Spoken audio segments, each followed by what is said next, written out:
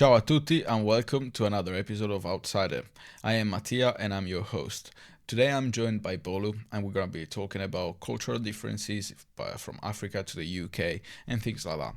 If you like these things, please make sure you follow us on Instagram and please follow our channel on YouTube. Let's just dive right into it. Hello, mate. Nice to have you here. I was looking forward to this.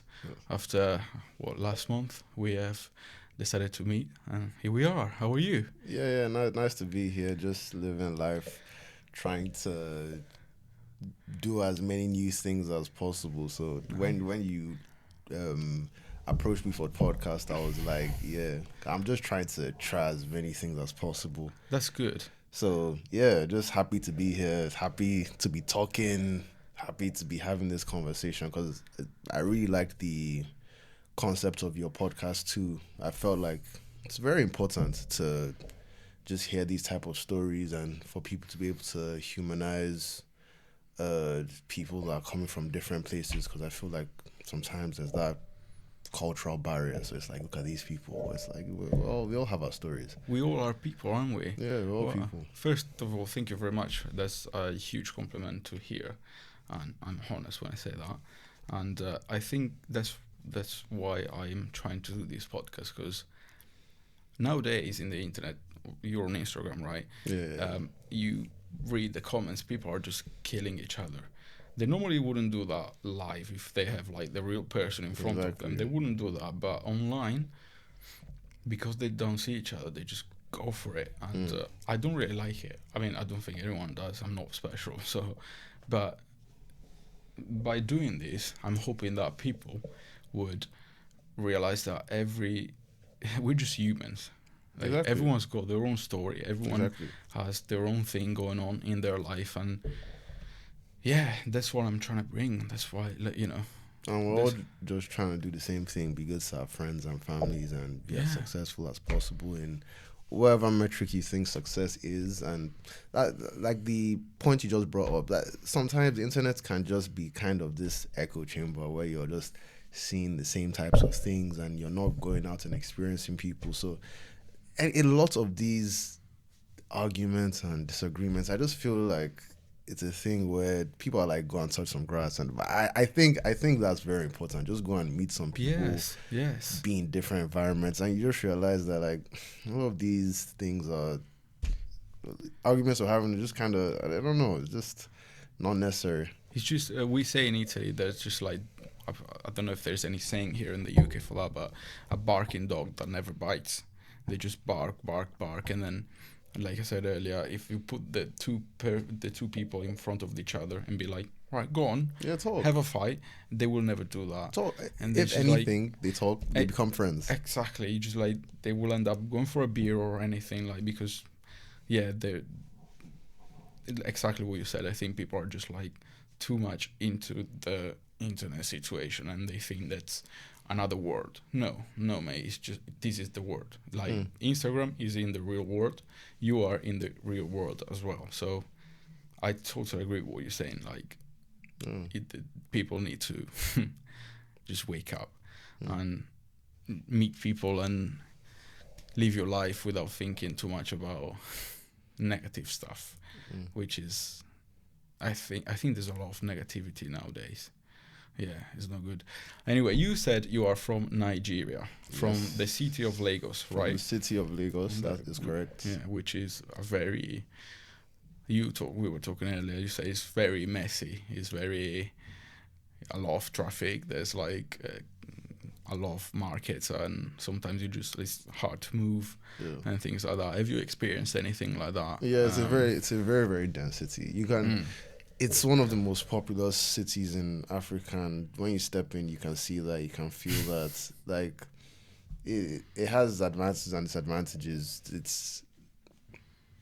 It's a lot. It can be a lot if you're not, used to it. But having grown up there, it's something I enjoy. It's something I like. That's why I feel, in general, I always look for the bigger cities, the Londons, the New Yorks. Like, I've kind of been brought up by the hustle and bustle, so it's just something that is kind of within me at this point.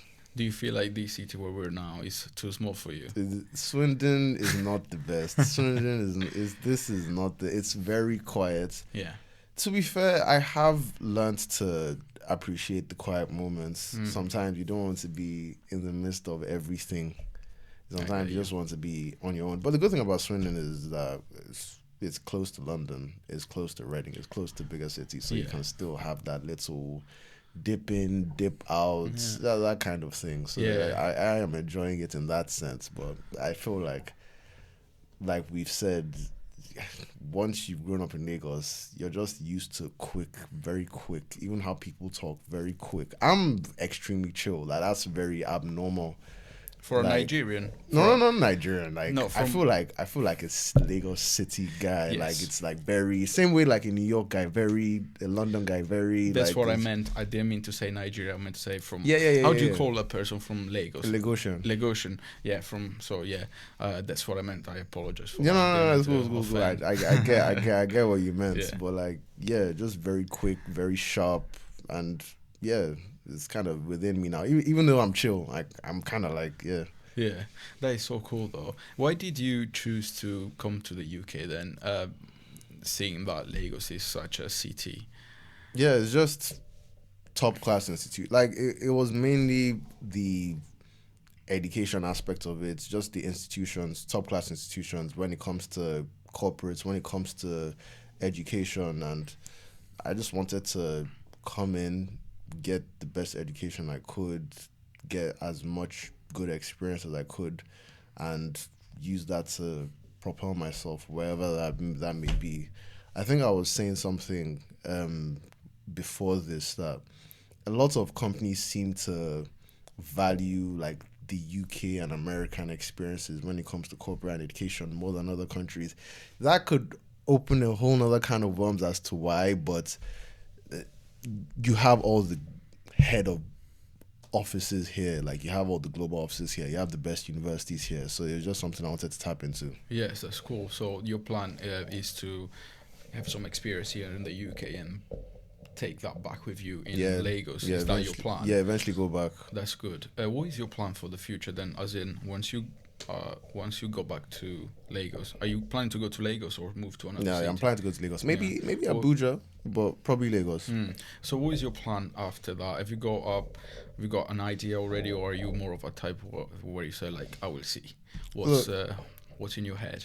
I feel like life is an extremely fluid thing, and obviously you have loose plans, but I believe that you have to live your life and just see how it unfolds. Honestly, like my loose plan is I'm in energy right now.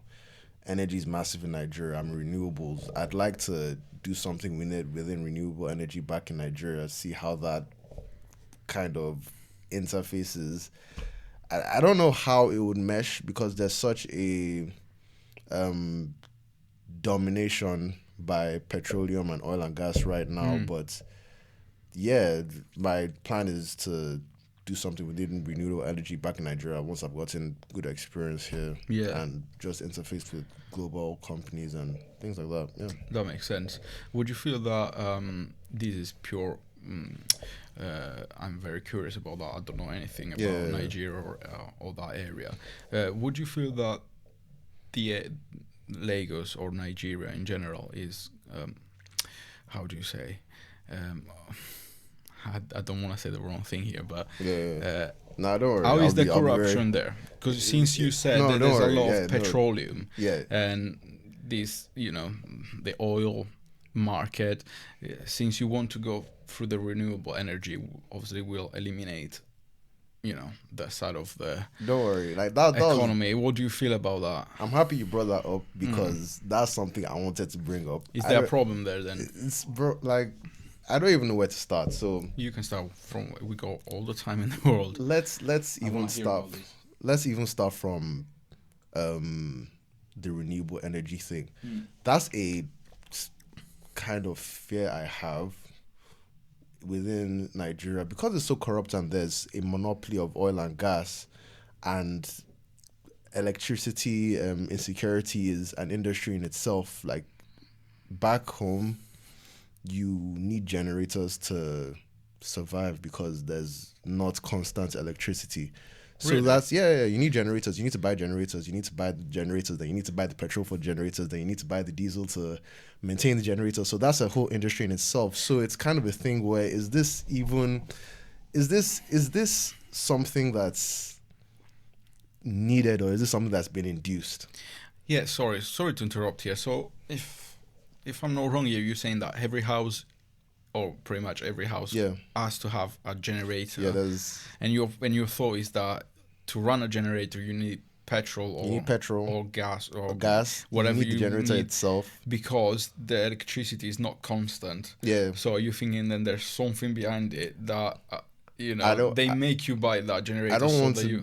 make any conspiracies, but No. We're with just we're just discussing we're just talking here. but how corrupt the government is and how the rich are favored. I won't be surprised. It's a thing where I won't be surprised where there's incentive for them to keep it that way because, like I said, the petroleum industry and then the generators themselves, the parts you need to make a generator. If you bring in renewable energy, that you kind of mess up with that. Yeah. So that's something I was scared of, actually, when talking about renewable energy, because what's gonna happen? Like, is this, if they feel threatened, what will Yeah. happen to me?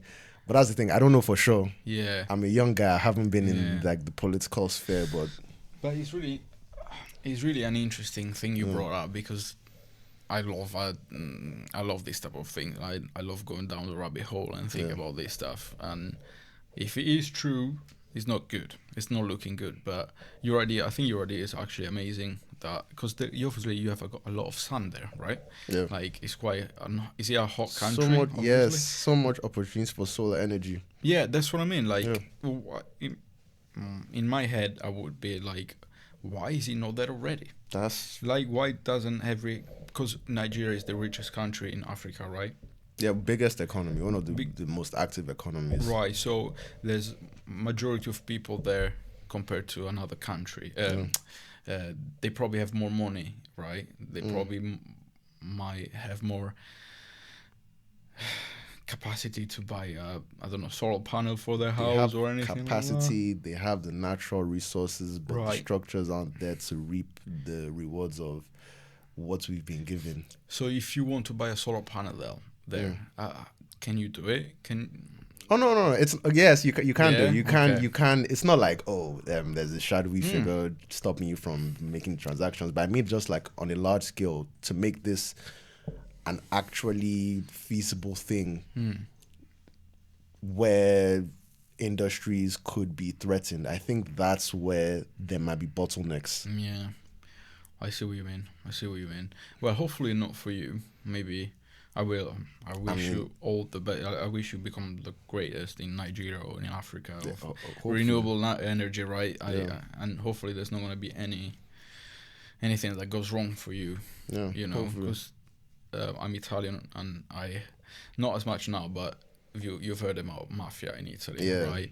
Back in the 70s and 80s and 90s, they killed two major politic figures in Italy with bombs. It was massive back then. I do not want to get the dates wrong now, so I'm not gonna say any dates, but I think it was in the 80s, 90s. I mean, that's a broad, year, but like I said, I don't remember what date. So I know that people are capable of things like that. Yeah. If they're capable to do that in Italy, they might as well be capable to do that in Nigeria. Yeah. So, yeah. Yeah, like political landscape is extremely messy.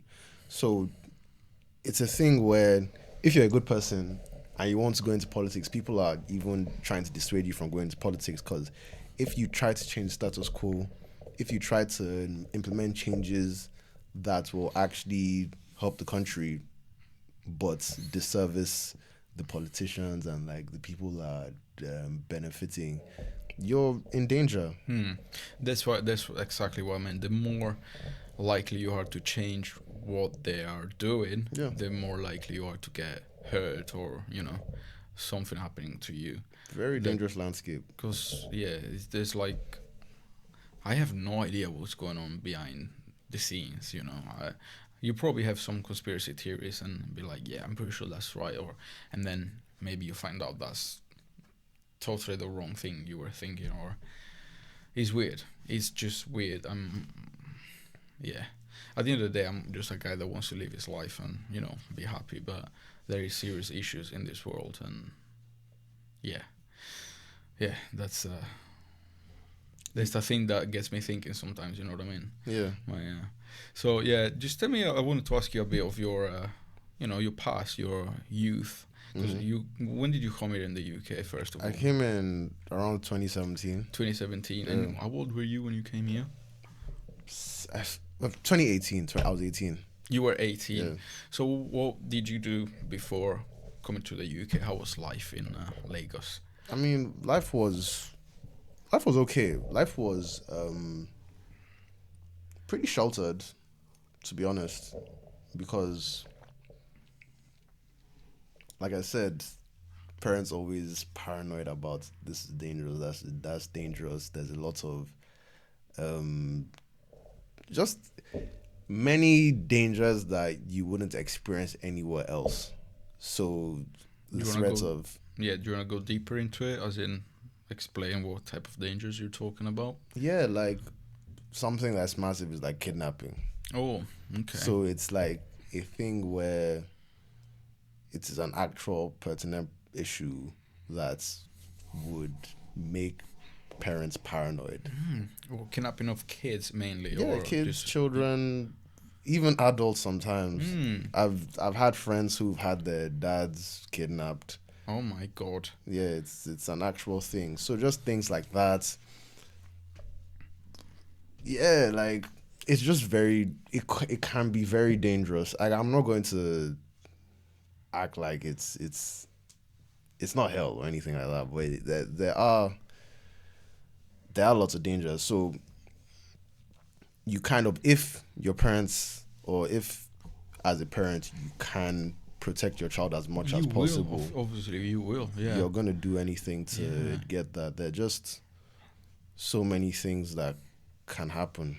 That is incredible what you just said to me. Yeah. Because obviously I come from a much chillier place, and I never heard of anything being kidnapped, or I don't think I've ever heard of anyone being killed, even like around my area. Maybe once or twice in my life, but they were like from distant towns, or from the same region where I'm from, but away from me. Yeah.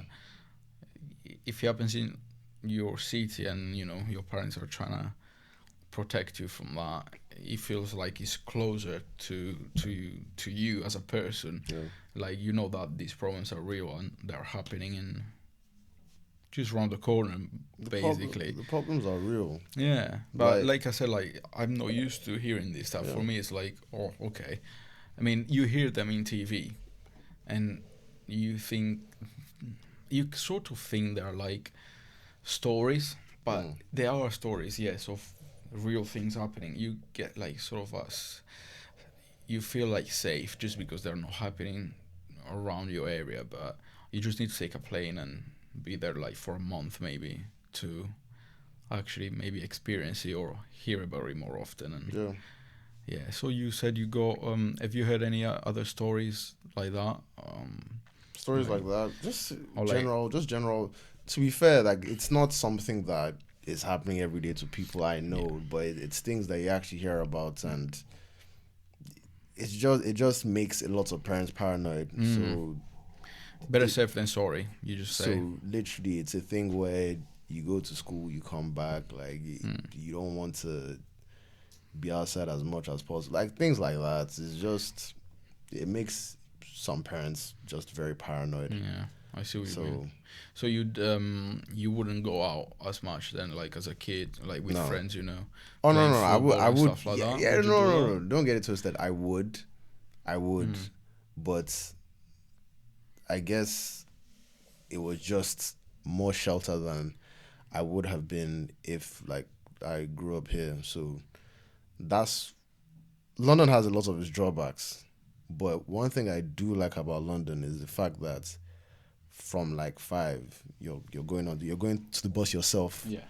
You're yeah, you're going to the bus yourself. You're doing many things. You're moving around yourself. Yeah, I don't know about now though, because I've been hearing a lot of things happening in London about kids going around with knives and things like that, like 13, 14 years old going out around with like knives and things like that. I don't know if you've heard of it. Oh yeah, no, 100%. And yeah, as a parent, would you let your 5-year-old kid go on his own, maybe with his phone, knowing that there's these people around and they can just like threaten the life of your kid just because of a phone, maybe, and things like that?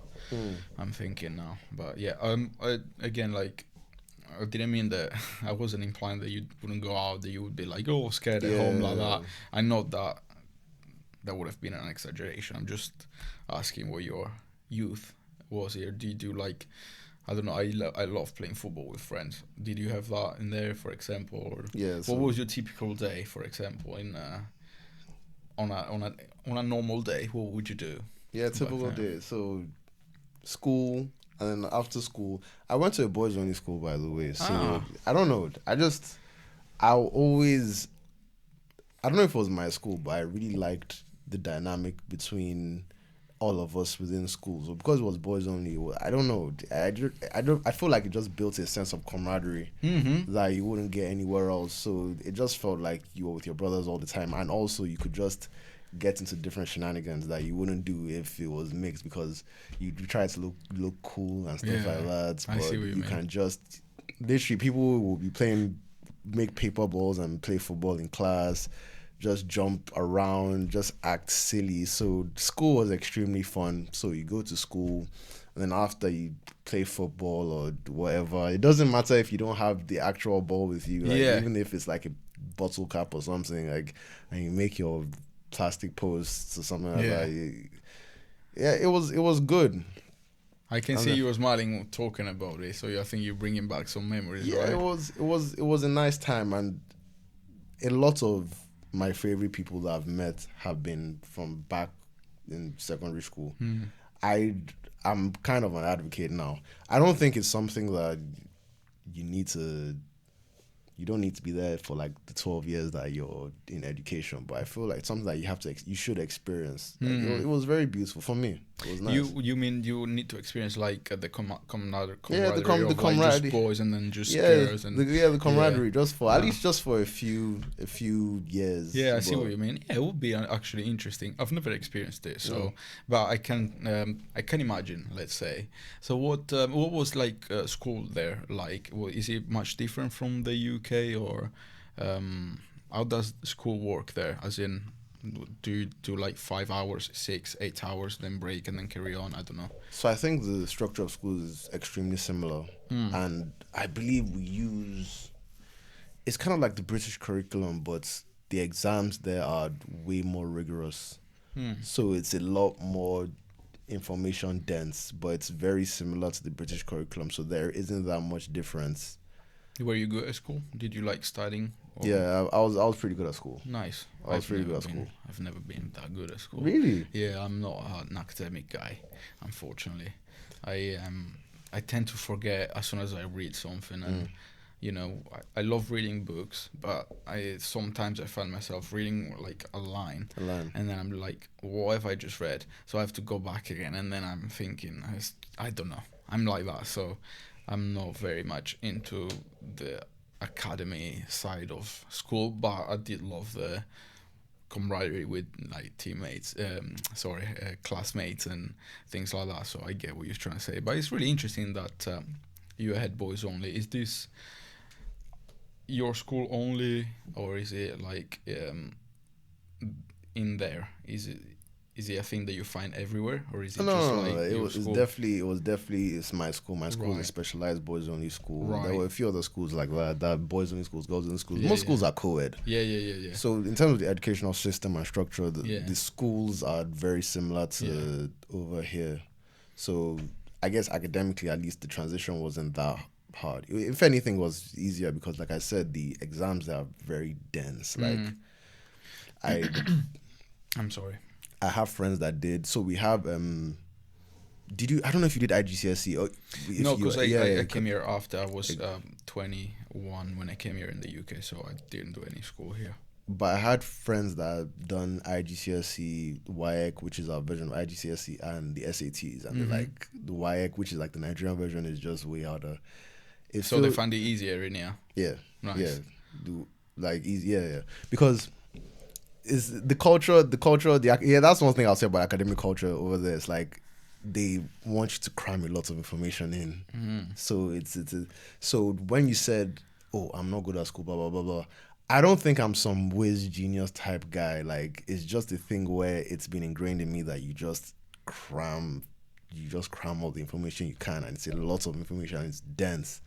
So yeah, so the exam system is just very rigorous and difficult, but it's similar. And I heard it's the same for universities. So you have similar courses over there, but like when my friends that maybe came here for a master's or something like that come, they're like, "Oh, this isn't." As they actually want you to understand the subject. You don't need to like know everything, but like back home, it's like very know everything and like cram everything.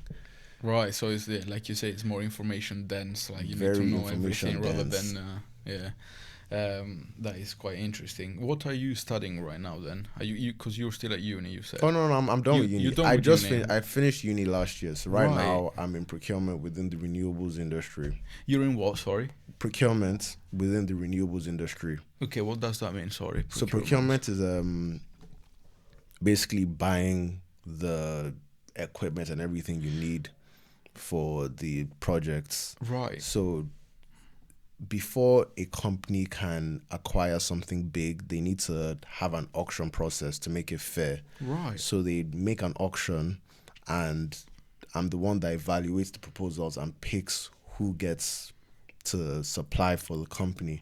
So we're talking things like, so my category is construction and engineering within renewable, and within like renewable energy. So like there's hydrogen, offshore wind, and just any, what else, and solar. Yeah. So if the company needs to do like we call this like a seismic refraction or something like that, to like just investigate the land and make sure that it's good to build, I'm the one that will get the services, and to get the services I'll call out that auction and then pick who's the best.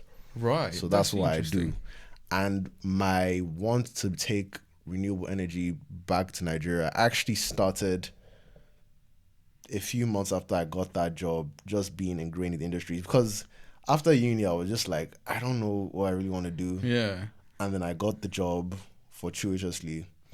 And was it a case that you found that job, or were you looking specifically for this kind of stuff? I was looking at energy and finance. Yeah.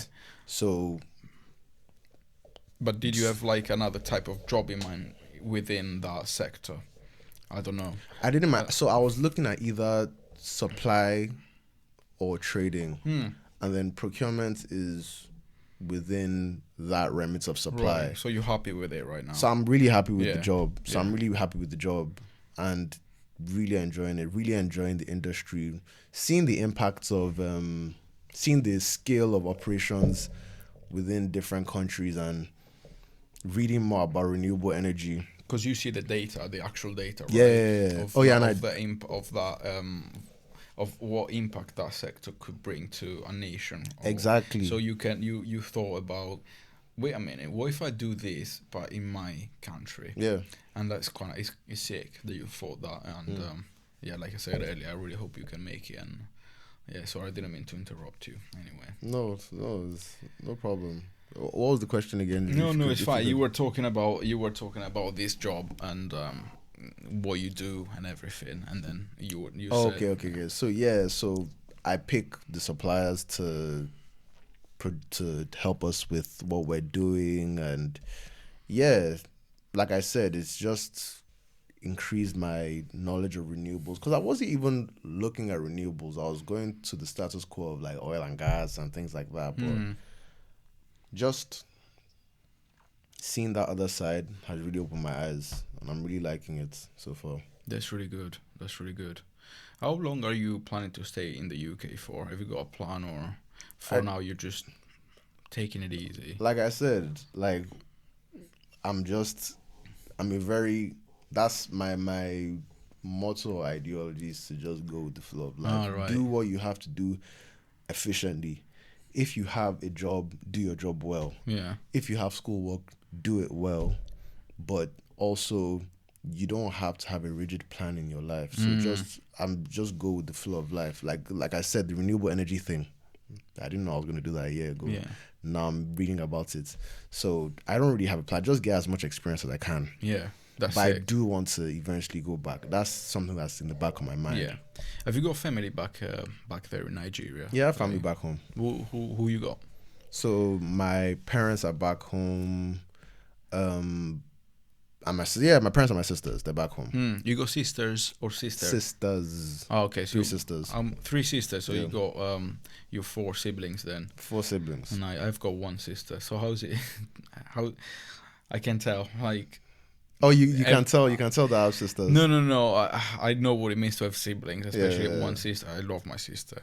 What is it like having 3 sisters? Yeah, So living with like 3 sisters must be hard. the 3 older sisters, so I kind of got playfully bullied a lot. But it's like a sibling type thing. Like it's like Yeah. it was fun. It was nice. It's nice having that female perspective, and I go to them for advice all the time, and it's just nice seeing the other side of what's up. So yeah, I was really the enjoyed- oldest. I Oh, you're am the oldest, so yeah. I was the one bullying. Yeah, I So, wish I had someone to yeah. bully. Yeah. I wish I had someone to bully. Well, one day you might have like a little kid of your I have own. a nephew actually. You can bully him then, I- because I'm waiting till he turns like 5 and I get to just start. I got bullied from my elder cousins, right? Yeah. Which they are like brothers to me because Yeah. we were always together and things like that. And when I got my little sister, then I got to bully her, and now I am bullying like their kids when I see them. Yeah, obviously being here in the UK doesn't help because I rarely see them, but when I do, I make sure I get a little bit of, bully them a little bit, which is, like you said earlier, just a little bit of siblings love, I think. Yeah, which is good. I wanted to ask you something. I always forget about things. Oh yeah, what is one of the cultural shock that you found? It's Here in the UK. it's You were like, what's that? Or yeah, like- definitely hands down drinking and partying culture, because it's completely different. So I'm not saying I don't like party and have fun and stuff like that, but it's just a completely different thing over here. So like when I partied back in Niger, like it was a thing of you drink a bit, like obviously this is not everyone. There's some people that get smashed, there's some people that like drink a bit and everything. But like when I came here, freshers week, everyone was just getting smashed and like running into bushes and like doing backflips, and I was like, what's going on here? Yeah, they're crazy. It was insane. Like people taking off their shirts in the winter, because it was freshers is like September, October, so like cold. People taking off their shirts. Yeah. Like the football chants in during pre's. I was like, this is insane. This is insane. I don't know how to feel about this, but like eventually I kind of You get used to it because it's I got happening used every to weekend. it. Yeah, it was happening every weekend. Like freshers was insane. I think the fresher, because I think it was 2 weeks of freshers in my uni. I don't know if it's different, because I think it's usually 1 week for other places, but it was 2 weeks for my uni. Those 2 weeks was literally just a cultural experience. Like if you're a foreign student, I think they should just bring you in for freshers and you can go back home. That was like definitely like cultural experience, but it was very fun. Lots of fun was had, but that was definitely it. And then obviously the basics, like the bus system is different in Nigeria.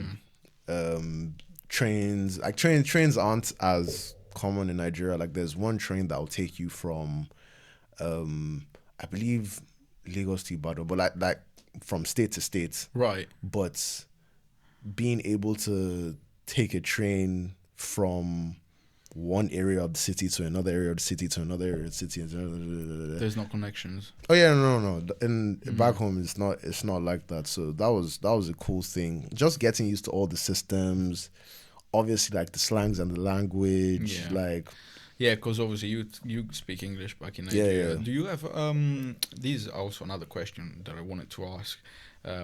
I'll ask you now because we're talking about languages. Obviously, you got a rich culture and like Yeah. many different languages in Africa in general. Yeah. What about Nigeria and Lagos? Do you have different languages like in Nigeria?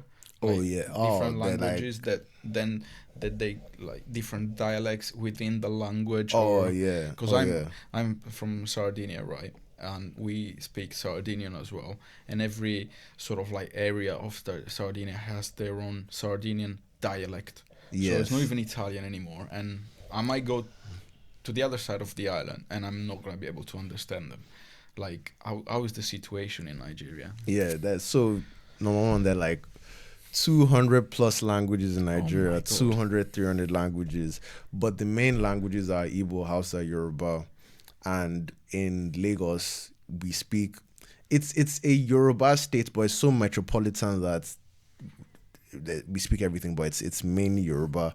And that for every language, there's different dialects, tonations. Like, I speak Yoruba, but there's sometimes I'll listen to someone else's Yoruba. I'm like, bro, what are you saying? Like, you get so and so And do you mix the Yoruba? It's called yeah, Yoruba. Do you Yoruba. mix with English? You mix it with the Oh I my like. God. I heard that it's a very Lagos thing. Like, it's a very Lagos. I don't say trend. It's like a very Lagos thing to mix your Yoruba with English. And Yeah. apparently there's like there's a Lagosian Yoruba accent which I didn't even know about. Right. And yeah, so How is your Yoruba language then? Like your personal language? Do you speak it with like English as well, or just yeah, yeah? I You mix it. I mix my Yeah. Yoruba a lot with English. How And do you say like hello in Yoruba? wait, but don't ask me about that because my Yoruba isn't the best. It's okay, mate. It's fine. So Like if you know, if you don't want to answer, it's fine. Like if you don't feel. no, my Yoruba isn't the best. So I mix a lot with the English, and yeah, I mean I can speak, but I don't like. You must know how to say hello at least. I mean I can say hello and stuff like that, but You I just just don't, don't. Sometimes my intonations are off, so it's just kind of. It's okay. They're not gonna look for you if you make a mistake from Yeah, from no, there. no. No, it's fine. I respect that. It's Yeah. fine. Don't worry about it. But yeah, it's kind of cool that you speak so many languages. That this is one of the things that fascinates me the most about places and people, and cultural differences. That the fact that there's so many languages, and it's just fascinating. I don't Yeah. know. Any other languages that you speak about? No, just African languages I'm talking just about. Yoruba and English mainly. And then I feel like my Yoruba, that's the thing with my Yoruba, is the intonations is like I can say stuff but like I can't speak it, but like my intonations can be off. It's very infused with English, so my intonations are off, so like yeah, so that's how it is. But do you use it there back at home? Yeah, If you go, like, you speak like Yoruba with my with your parents family, and yeah? my family and And still some of it's my mixed friends. with English. Yeah, the intonations can be off because it's Yeah. a very intonation heavy language. Yeah, I see what you mean. So yeah, Yeah, I see what it makes sense. my grandma makes fun of me. Yeah, because she probably speaks proper. Yeah, it's very proper. Yeah, So like I when I see. say something, she's like, oh, Yeah. like well, it's okay. Yeah, I see what you mean. That's my. It's really cool that you still have a grandma as well. I recently lost mine, and yeah, they're always really good to talk to because they can tell you lots of different things that you're like, Yeah. in awe when they tell you like stuff that happened to them when they were kids and things like that. You're like, do you really go through that and shit like that?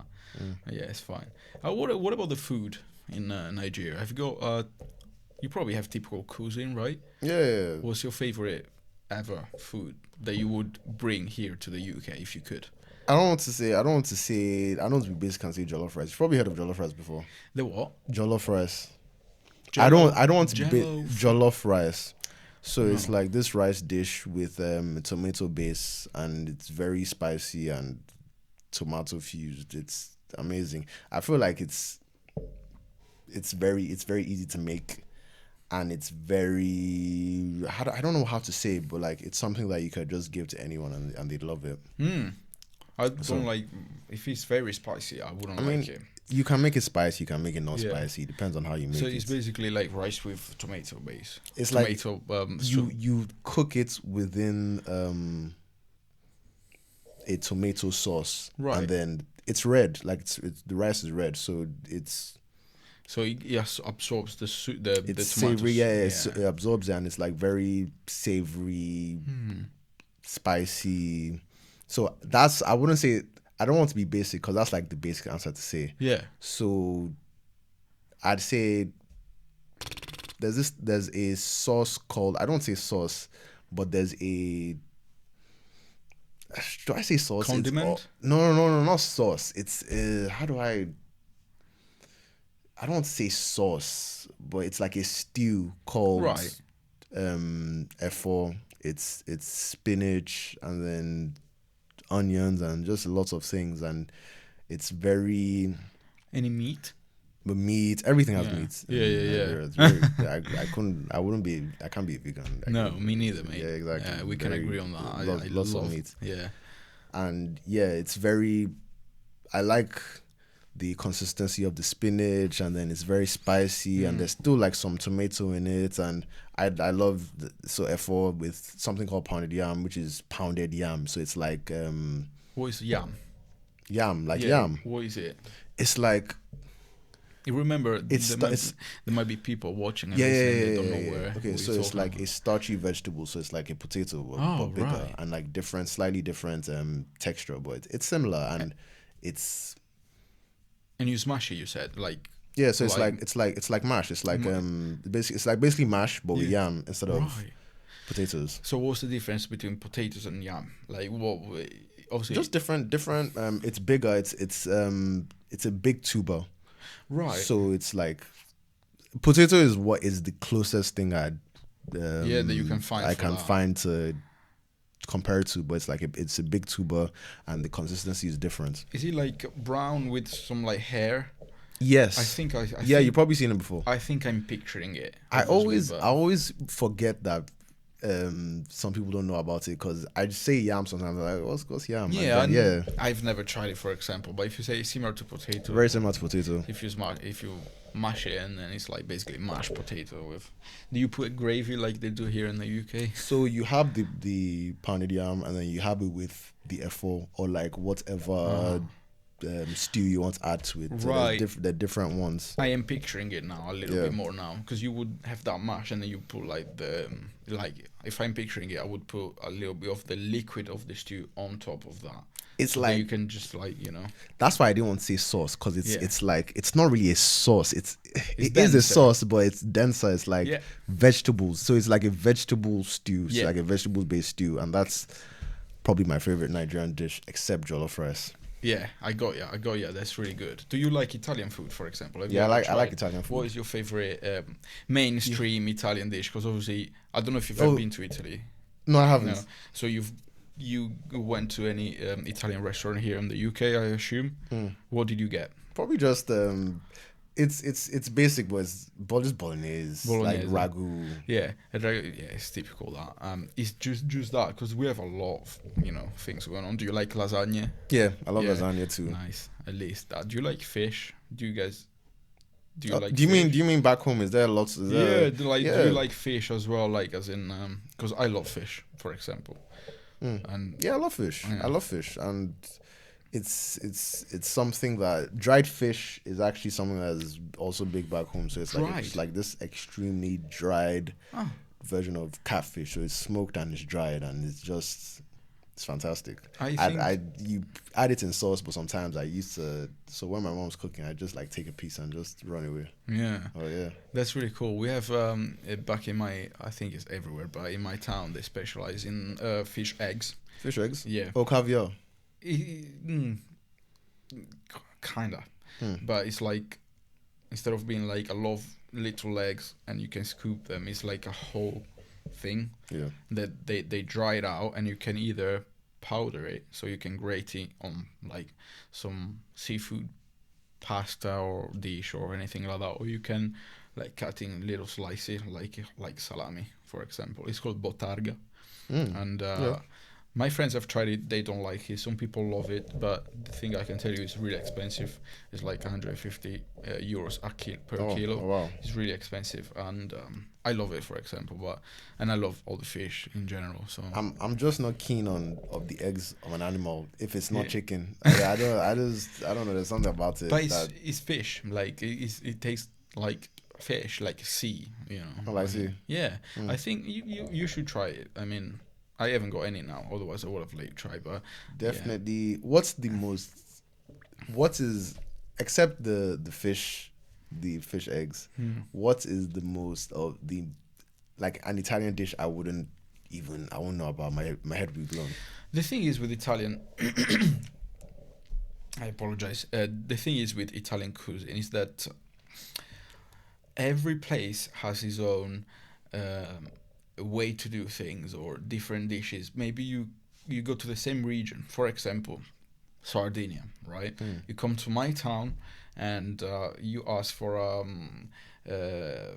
ravioli. Yeah, ravioli. Yeah. Some people make it with a ragu, and they put like Sardinian sausage in the ragu, and Okay. it changes the taste. Some other people make the pasta for the ravioli with something else. So anywhere you go, there's gonna be different recipes Mm. for for everything, pretty much, right? The basics are like the things that you find in a restaurant, and it's like lasagna. You can find aubergine lasagna, which we say parmigiana, right? So instead of having pasta sheets, you have aubergine, and it's delicious. It's one of my favorite dishes. Okay. And but again, everyone broadly makes it different. Some people fry the aubergine, some people don't. Some people bread the aubergine then fry it. Some people don't. It's different. It varies. So there's no like typical. We have a lot of different types of food that I don't even know about. For example, I went to North Italy many years ago. I don't remember, more than 10 years ago, and I had deer stew, Oh, dear stew. and I never tried it because in Sardinia we haven't got that. How does that taste? It was actually amazing. Really? It was amazing, actually. Yeah, I think it was really tasty. I don't know if it was like a wild deer, or I don't know if they have like deer farms there to for meat and things like that. I am not sure. I know back home they have this thing where it's like bush meats. So they hunt the animal and they cook it, and then I never know the animal. Like they're just like, oh yeah, what are you eating? They're just like, oh yeah, bush meat. And Yeah, but what is the meat? I'm like, what is the meat though? And they're just like, oh yeah, it's just bush meat. I'm just like, bro, you might just be eating like I don't know, snake or something. Yeah, And yeah. You don't even know. Have you? So you that would be amazing. Have you ever tried weird foods back in? Weird food Nigeria? back home. I think just bush meats. Like I'm just because I'll say, oh yeah, what is that? That's weird, and then I'll eat it. So it's But like was it good when you tried it? yeah, it was good. Yeah. It was very Fair good, enough. but I still don't know what it was. Yeah. What it is. Have you Like, ever tried rabbit? rabbit? Yeah. I heard rabbit's really good. Yeah, That's you've never something. tried it. I haven't tried it though. My girlfriend, she's very picky eater, right? Mm-hmm. And we went to Sardinia last year, Yeah. and I was like, try this, and she was like, what's that? I was like, try it, please try it. What's that? I was like, just have try a it. bite, right? And then you let me know if you like it, and then I'll tell you what it is. Anyway, I convinced her, and she took a little small bite, and she was like, "Yeah, this is really nice, actually." I was like, "That's rabbit," and she looked at me. You start crying. No, but she looked at me, and she didn't know what to say because she the culture here for food is very different from Italy. It's very different from Nigeria, as I hear. So, like, I don't think she expected food to taste like that if you cook in a certain way.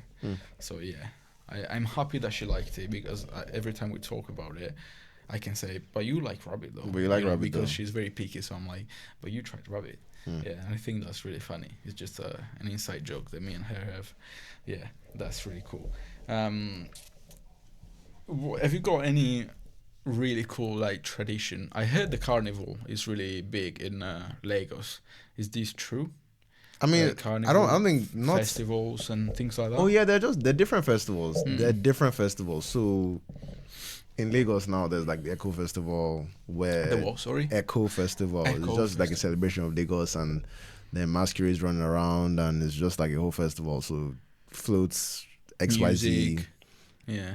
Yeah, and there's oh gosh, I can't remember the names, but there are lots of different festivals depending on which state you go to.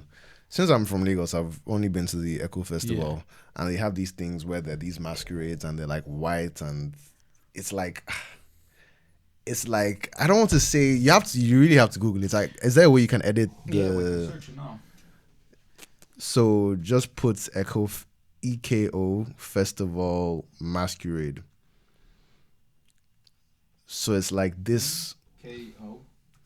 EKO Festival Masquerade.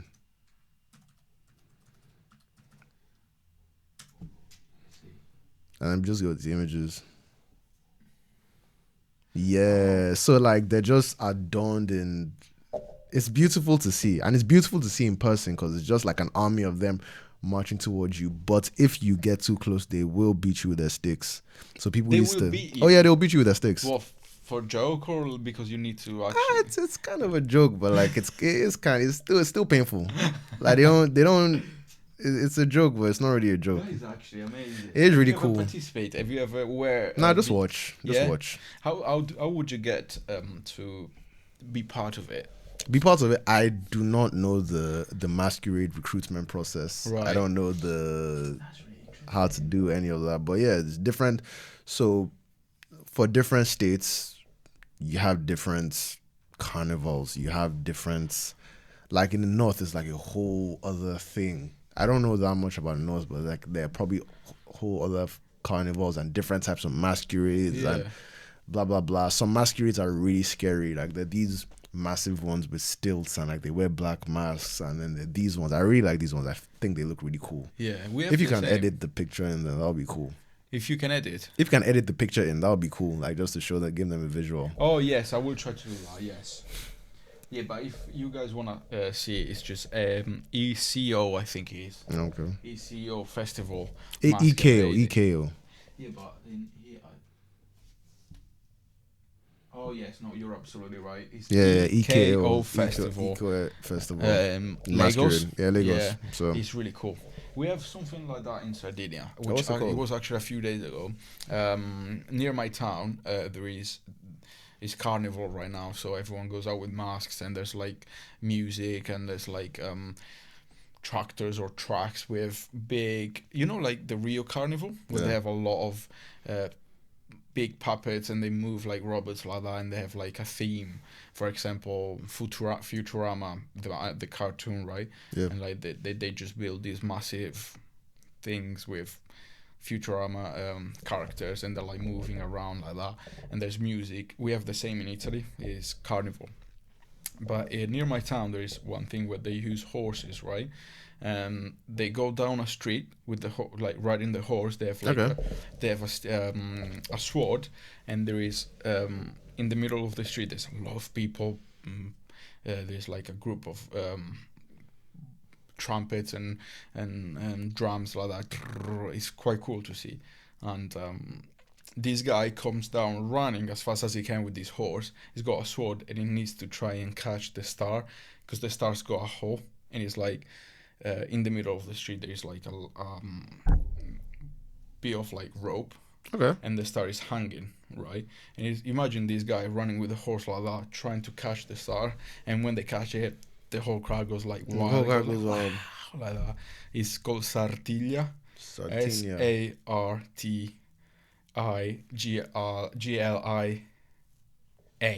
If you guys want to look for it, and it's really cool. I'll try to put a link in the description as well. I love these different festivals and carnivals. I really want to go to the Brazilian one, the one in Rio. Carnival. That looks sick. That looks crazy. But That there's looks too insane. much people for me. I would be like, oh my god, I love you it. know, I love it. overwhelming. It's like, I feel like it's like the London one, but literally 10 times bigger. See what I mean? Oh, that's cool. They just try to catch the star like that running, and they've got masks. And yeah, this is like a town near my town.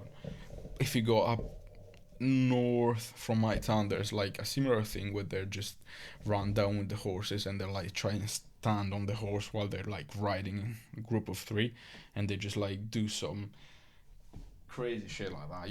One standing behind, one goes like upside down, and they're like running with the horses. Like if you fall from there, you're gonna hurt yourself. Really? Yeah, of course, mate. Like the horse is running, it's just running full force, and it is quite cool. I never appreciated these things as a young kid. Yeah.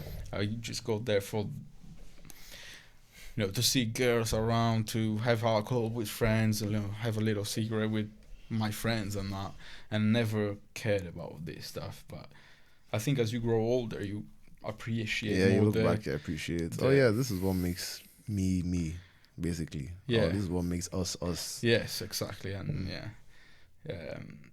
it's just life is weird. Yeah, that is weird. But it's beautiful at the end of the day. If there's like anything that you would bring from Nigeria, and or from Lagos, actually, let's say from Lagos, Lagos. and from there to here, Do you mean like in terms of festival food, festival food? you like some like cultural thing? Yeah. What would you bring? I love the sense of community back home.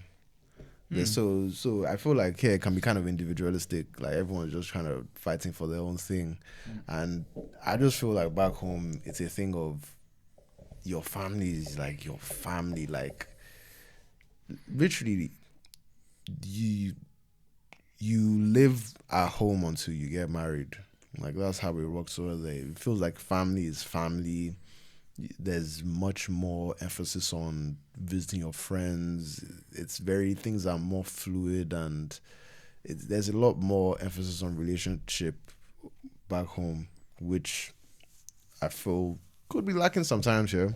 And obviously the food, but the good thing about the UK or London is that it just has food from everywhere. So yeah. So literally next to my house, there's a Ghanaian restaurant, but we share very similar food palettes, so I can still get jollof rice, for instance. Would you recommend me going there? Because I've never tried it. There are better places. There's a Nigerian restaurant. I don't want to be like some it's not about being patriotic, but like their food is actually way better. There's a Nigerian restaurant, but I don't know. You can tell me off the mics if you don't want to say that. It's fine. No, it's not. I don't know the area. I'm trying to right. I'm trying to calculate the area, where it is. But I'll tell you exactly where it is. Yeah, but it's fine. Yeah, I really agree with the community things. Yeah. But I feel here when you actually make friends, and I talked about on my last podcast with Rosella. I don't know if you know her, but it's a friend of mine that we feel this as well, being Italian, that there's like this sense where there's a lot of individualistic. Yeah. Like you feel like, back home you make friends more easier than here, I feel like. Yeah, 100%. And I don't know why, but once you make friends here, you like they actually are your friends. Like they got you. Yeah. That's what I feel. I might be wrong and I might be naive, and they might stab me in the back one day. But you know what I mean. Like I think once you make friends, they actually will care for you and things like that. Yeah. Fair enough. But what would you say to some young man or girl that is thinking of leaving? What would your suggestion be for them? I was thinking of leaving. They might not feel happy at home. They might want to look for a job. They might want to study, and they're like in this situation where they are like, oh, I don't know what to do. I don't know if I can, if I should. I'm scared. What would you tell them? If it's a thing of looking for better opportunities and a better quality of life, I'd say weigh all your options, research anywhere you want to go, research it extremely well.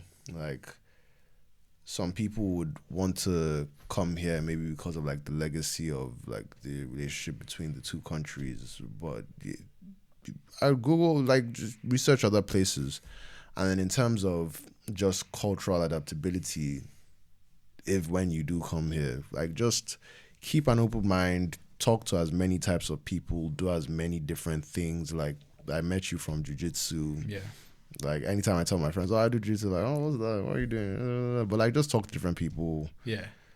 Keep your mind very open. I feel like just keeping an open mind in general is good for social interactions and just being a member of society. But at the same time, find your people. Find like the people that you relate to well, and that doesn't have to be like people from your country, people from anywhere, but just find the people that make you feel whole and good, but keep an open mind. So that's what I'd say. I like that sentence. Find your people. Yeah, find your people. Because it's like, it doesn't necessarily have to be from your country. Just anyone that yeah makes you feel like the best version of you. Yeah, that is really, I cannot agree more for that. Yeah, so how are you liking your jiu-jitsu, by the way? Oh yeah. How did you discover it? How did I discover it? I was just bored one day. Actually, no. Like, I got confronted one time, and I just felt unsafe. So I was just like, I'm going to learn how to beat people up. Not beat people up, but like just like know how to defend myself and everything. So I was bored one day, and I was like, I'm actually going to do something about this. So I just Googled the different martial arts styles. Literally did like a little eeny, meeny, miny, mo. It landed on jiu-jitsu. I watched a few videos of, like, I think it was, who was it? What's this? The really young Brazilian guy. I can't remember his name. Really young. He's like 20, 18, 19, 18. Very silky guy. I can't remember his name. Watched a few of his videos. I was sold out. Then went for a few trial classes. Sucked. Yeah. Obviously. Yeah. And then I was like, oh, should I do this? But then I checked Reddit, and people were like, oh yeah, just keep at it 6 months, 1 year, like, you're not gonna do anything for like a solid 6 months. So I kept at it, and then and loved it. I feel like I'm just getting into the phase where, okay, I can actually roll with people, and it doesn't feel like they're just killing me all the time. Even like people of different belts, you might beat me, but like, we're actually having a roll. Yeah, like we're having a roll, a friendly interchange. It's like a friendly interchange, not just you beating me for 5 to 10 minutes. I feel like I'm just starting to get into that phase. That's really good. How long have you been training for now? Probably like a year and a bit now. Almost a year and a half actually, because I remember I was in Reading at first. For a few months. I can't remember, maybe like 5-6 months, and then I came here, and I've been here for almost a year now. So like almost a year and a half now. What gym was it in Reading? Was it a Gracie gym, or was it It was Sarah's Jiu-Jitsu. Oh, okay, so it was like I see what you mean. Yeah, so you more than a year, so you must be praying the blue belt gods now. I'm looking at it. I'm looking at it in the face. But yeah. That would be nice. Do you feel ready for it in case? Yeah. I'm not even gonna ask if you think about it. I know for a fact you think about it. Oh, 100%.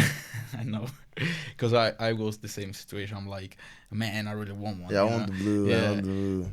And I'm the same now. I'm not gonna lie to you. Less now. I've just go there because I love training. I love rolling with people. I just like. Yeah, that's my world now. Yeah. It's just like so addicting, but sometimes I feel like I get myself thinking, what's the next step for that? Yeah. What's the next step? What am I missing here? But then you roll with like same belts, and you like sometimes you destroy them, sometimes they beat you. And I've been to different gyms as well. Yeah. Well, here in Sweden. No, Birmingham. How did you do? Reading. Yeah. You beating people up? Yeah, like beat people up. There's some really good guys. Like obviously, like it's always similar. Like maybe the brown belts would beat you up, and course. then. But what about your white belt now? Yeah. 4 stripes. Yeah. Nice. So if you roll with like white belts, 3-4 stripes upwards, what's your percentage of winning? Or like not even that, not about winning, just like, you know, when you roll, you're thinking about what to do, and how do you find yourself in that situation? Do you find yourself like struggling a lot, or you like, oh yeah, I know what to do here? No, I feel like I do really well, even against like a lot of blue belts, like early-ish blue belts, because they're different. That's the thing about blue belts. Like a blue belt could be trained, could be someone that's trained for like 6 years. It's very possible, because like there's some schools that from blue to purple it takes like 3 years. Yeah. So there are people that have been training for like 5 years who are blue belts. Total, so it's just different. But like it's against some blue belts I do well. Against some like white belts I do well. Like it's like a mixed bag. I feel like I'm in a good spot, but you always try to get better. Yeah, of course. That's the main goal. You always try to help each other. You don't go there thinking like, I'm gonna just see what I can learn. Like when I went to Birmingham, one of my friends who also does jiu-jitsu, he's like my size, but he's like a leg locker. So he goes straight for the legs. So he was just like, so you'd even pass his guard or something, and he just inverts in some way and get into your leg. So that really made me aware of the need for leg defense and just learning more about the leg lock. And I've been working on that a lot. You should ask Professor to see what he says about that. Yeah. He doesn't like leg locking. And I feel like he wouldn't like leg locking. I don't know about that. I think I've never rolled with him properly. And if he listens to this, he's gonna laugh. He's gonna laugh so much. But you've rolled with him, like, or at least a professor. Yeah, or like at least he tries something on you to show you. Yeah. It's not massive, as in like heavy, as in a big person, right? Yeah. But as soon as he locks, 100%. You feel that kind of like black belt pressure. It's different. You're like, how? Like, it's different. What are you doing to feel like 100 or 200 kilos on me? It's completely different. I just experienced. Like black belts are insane. Like anytime not roll, but anytime black belts are like, oh yeah, come, let me show you something. It's just always torture. But is it who's the most dangerous person on the mats? A black belt or a white belt that just started? Oh, black belt. Do you mean like in terms of who can injure you? Well, who's the most dangerous? Dangerous. Take it as you want. Okay, I think a white belt that is strong, fast white belt white belt that just started, who's like very finicky and everything, because he could just elbow you, knee you, like headbutt you. I've gotten headbutted. I don't even know how that happened. Yeah. But black belt, they know what they're doing, so they're not gonna put it on you. Exactly. If they want, they're just like and they just like destroy you. Yeah.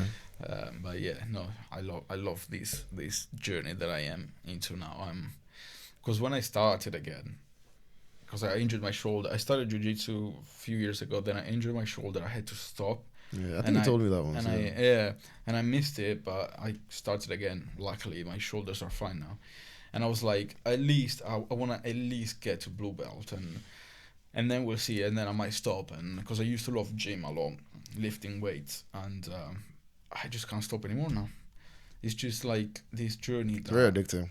Yeah, and why is that? I don't know. I cannot explain that. It has to be something in the body mechanics or something like that. Because at first I was just like, I'll learn. I just want to know how to protect myself. Blah blah blah. But it's so fun. But exactly, and then you're just like, oh, this is extremely fun, and then you just continue. Yeah, you get choked out. You get like you hurt like Luis today, almost broke my ankle. Oh wow! He just like broke it like that.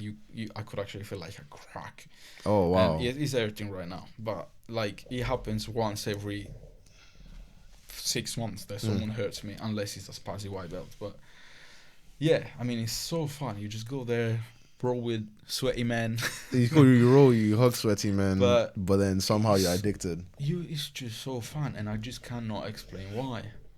It's just It feels like a video game, but like in person. Like it feels like some type of in-person video game. And you're just leveling up. Like, and just leveling up a bit by bit, and then someone just comes and destroys you, and you're just like, okay, I'm not that good, but like, but like it is fun. It has to be. I'm actually gonna research this when I get back home because it's like damn, it's like very very addicting.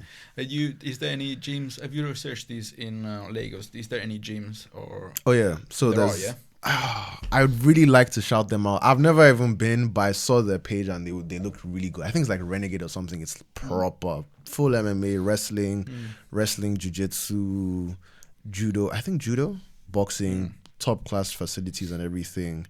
But I can't remember the name. I'd like to shout them out. I've never even been, but I saw the Insta and I was like, oh, this is really cool. Let me know. I'll see if I can find them as Yeah, well. I want to see some of the I'll videos. look for that. Do you go back home often?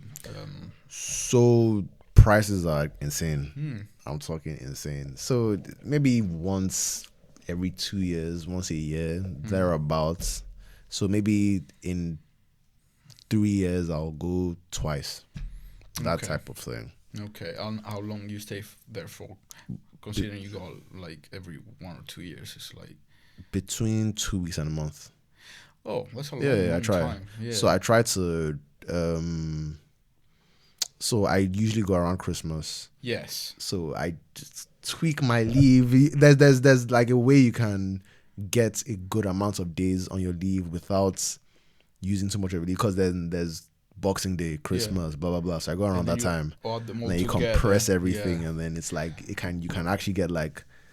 Oh, I wish I knew the exact method because it's actually a thing. You can get a month worth of leave with like using like 8 days of leave. Yeah, something like that. Oh my god, that's really good. I'll look for that because it's actually a thing, Yeah, and that's it works. really good. That's really good that your company allows you to do that. Because some companies might be a bit funny about it, Yeah. and might not like the fact that you're like away for like that amount of time. No. It's a thing where so you know that there are lots of public holidays around that time. I know what you mean. So but you it's know like what I mean. You're away for like that amount of time anyway, and some companies are funny about it. Yeah. That's what I'm trying to say. But it's good that you can leave like that. What about? I wanted to ask you. What about religion? Is it Christianism in? It's very split between so it's I'd like to say I don't know the actual percentages, but it almost feels like it's 50% Christian, 50% Muslim, and then you have people doing like maybe I'd like people call it like native religions, but I feel like I like native people call them like native religions, but I like I like saying them by name to give them like to give them their respect. 'Cause I don't like to just group it like that. But I can't remember. I don't know why, but I can't remember the names. But they're different religions within like maybe different regions and areas, blah blah blah. But like mainstream wise, it's between Christianity and Islam. Okay. So it's very split. Like so you mean like shamanism, kind of like religions spread around the area, like you said. The mainstreams are Christian and but Islam. then the other ones are they more like shamanism type of religions where like they worship many gods and I don't know, they do rituals and stuff like that. things like that. So like I know the Yoruba one, there's Shango, there's Oshun, there's like different gods of different things. But yeah, that's something I really want to research on because that's something that I'm actually very interested in. You're interested about religion in general, or just in general, in general. Are you religious as I'm Christian. Christian? I've grown up Christian, but like obviously I'm always exploring. Yeah. Do you practice, or did you used to practice in back in Nigeria, or do you practice here? I practiced way more back in Nigeria, and then here it's just like I go, but it's just like always analyzing, always just looking within and looking out, and just what is everything. Yeah, I am very skeptical of the Bible. I'm not saying that about God or about the spirituality of it, right? I don't care about that. I don't know if he exists or anything. If there is one, okay. If there's not, okay. Like, but the religion itself, and the Bible itself, basically, I don't know if you ever heard of these guys called Mauro Biglino. Who? It's called Mauro Biglino. He's an Italian guy. Basically, he No. translated some of the Bible books, because there's many books, right? For for a book company. I don't know how Yeah, to yeah, say, yeah. and he had to translate them literally from Hebrew to Italian, right?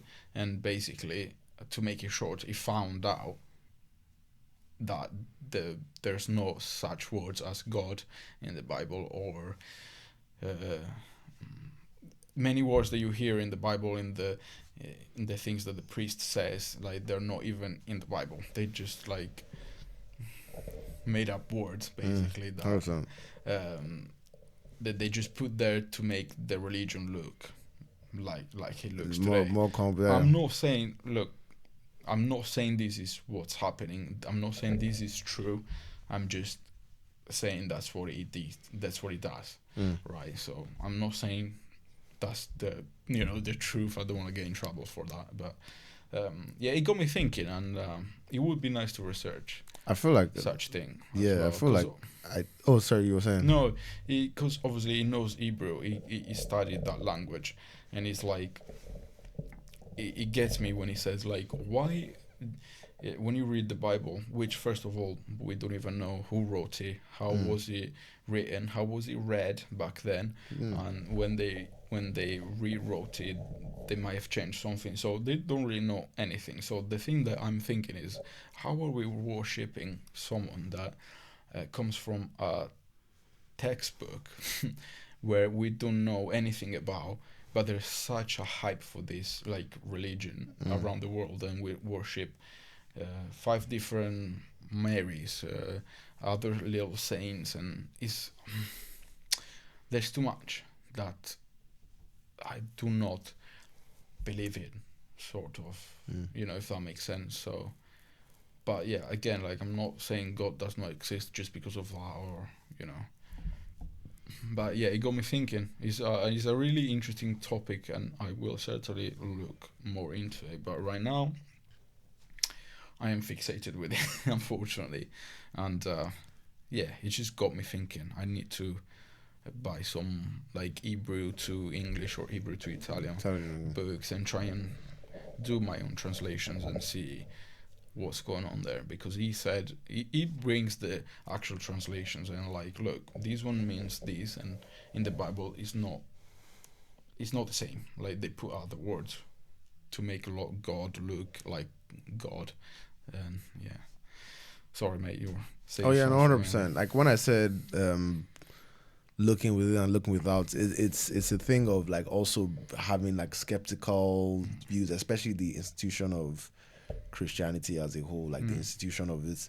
Like obviously sometimes the word has been used to justify not the best things, and like it is kind of iffy, like the whole morality of it all, like why the philosophical questions, like why are some people suffering and why are some people not suffering. Yeah, exactly, right. Exactly, Like, yeah. if God is got such powers, why is there so why are kids dying right now in this moment in the world, like for useless reason? Why is cancer around? You God, I mean, surely you can do something about that. And obviously the people who believe them be like, and I honestly don't want to offend no one, this is my personal opinion, but I think they might say God has a plan, right? But I just don't agree with making people suffer if there is such God, which is, it should be a benevolent God, right? Like they say. So yeah, that's my opinion, and I do not want to offend anyone with this, but this is what I think. Yeah. Even the concept of a whole love, but then the presence of a hell, it's kind of, that's kind of antithetical in my view, of like having this whole love for someone, but then if they don't like you, they go to hell. So those are the type of things that I explore. Yeah. I'm just like, what's going on here? If you But want, I can send you the link to this guy. yeah, He's no Italian, problem. but if you watch the video, there's like English subtitles, so you Yeah, really need to watch the video. I yeah, listen to it because he speaks Italian and I can understand it. But yeah, no, it's really. I get what you mean. It's just yeah, but apparently there's no such thing as hell even in the Bible. oh, So you might be good. oh, Apparently, like I said, apparently because I've never read it. I'm just saying what he's saying, and me and you have to do our own research, and then we'll see. But apparently that's what he says because he translated it. So who knows? I I wouldn't don't be know. surprised if because massive institutions have always not been the best in terms of their moral standpoint. They want the best for the people, the stakeholders of the companies, whether it's the people inside, the people it protects. That's who they're looking out for, and most importantly, the people who fund them. Yeah, And this has been happening for time. So I won't be surprised if people see the effects of religion, if institutions saw the effects of religion on people, and they were like, how can we capitalize on this? How can we make people obey us? How can governments can think, oh, how can I make people obey us using mind manipulation. using religion? So Yeah, how can we do that? So it's just the institution, and like I wouldn't be surprised if it's a thing where the companies have like kind of, I don't say bribe, but paid people to like, okay, put this in the Bible, like when they're translating, like put this, put that, put this, yeah, put that. So with human nature, it's just very hard to believe mass produced, like standardized, mass produced ideologies to give to the mass to so that give to the mass. so they Like it's do they're very, controlled to what you as a not individual but maybe institution like you said can. yeah, because Yeah, they're always meddling with these type of things, yeah, always. it's weird, right? Yeah. Because if you think about it, there is they say the Virgin Mary Hmm. that in the Bible I think it says something like she was um, she was going to be pregnant or something like within those lines. Well, they've changed it now in Germany. So I think as of 2017, the Bible in that specific verset, I don't know that specific Mm. sentence, it doesn't say that. It said it is the right translation now, and it says that she was going to give birth soon, rather than she was going to get pregnant or whatever it says. They changed it to the real thing that is she was going to give birth soon, something like that. Which so you as a Christian, right? I've got a 2016 Bible and I'm reading it, and you've got 2017. And 2017, so, imagine and this it's scene, completely different. and you're like, no, wait, this is like, no, here it says that she's going to give birth. And I'm like, no, he says that, Yeah. and it's like, what's going on here? Then like, which one is right?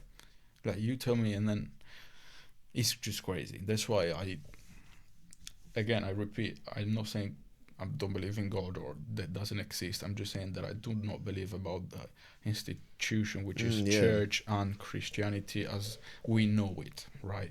That's all I'm trying to say. But yeah, it's a really hard topic and long topic, so I don't think we should just like, yeah. Maybe there could be another episode where we both just research. Yeah, And yeah, we can definitely do that. I honestly want to do that, buying like an Hebrew to English vocabulary to see where I can find.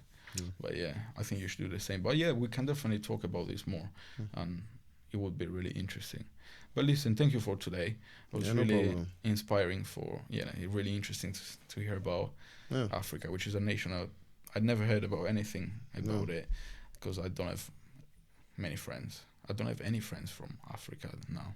Actually, I have one, but he never talked to me about it. So it was really good Yeah. to hear about it. And yeah, thank you for your time, Bolu. Yeah, no problem. No problem. No Cheers. problem.